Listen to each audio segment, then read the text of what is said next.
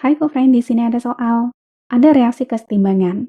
Kita diminta untuk menentukan kondisi besi yang dihasilkan kalau tekanan diperbesar dan volume ruang diperbesar. Tentu kita menggunakan konsep pergeseran kesetimbangan di sini. Ada beberapa faktor yang bisa mempengaruhi pergeseran kesetimbangan yang perlu kita tinjau. Di antaranya, yang pertama, konsentrasi. Reaksi akan bergeser ke kanan kalau reaktan ditambahkan atau produk dikurangi. Contohnya terdapat reaksi N2O4 menjadi 2NO2. Ketika terdapat penambahan N2O4, maka reaksi bergeser ke kanan. Ketika terdapat penambahan NO2, maka reaksi bergeser ke kiri. Tapi ini hanya berlaku untuk zat yang berfase larutan dan gas. Yang kedua, tekanan dan volume.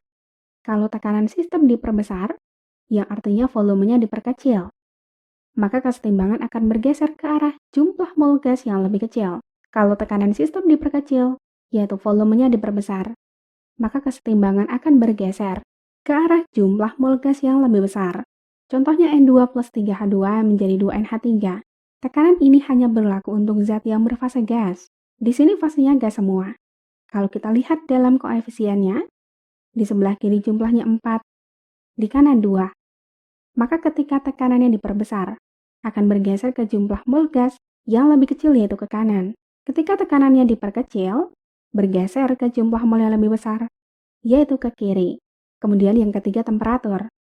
Ketika terjadi kenaikan temperatur, maka reaksi akan bergeser ke arah endoterm, ditandai dengan delta H adalah positif. Ketika terjadi penurunan temperatur, reaksi akan bergeser ke arah eksoterm, ditandai dengan tanda delta H adalah negatif.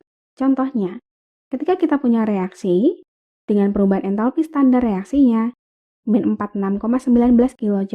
Di sini tandanya negatif. Maka reaksi ke kanan adalah reaksi eksoterm. Sehingga ketika temperaturnya diturunkan, kesetimbangan bergeser ke kanan.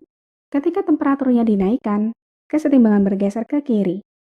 Sekarang kita ke poin A, yaitu tekanan diperbesar. Kalau tekanan diperbesar, maka kesetimbangan bisa bergeser ke jumlah mol atau koefisien gas yang lebih kecil.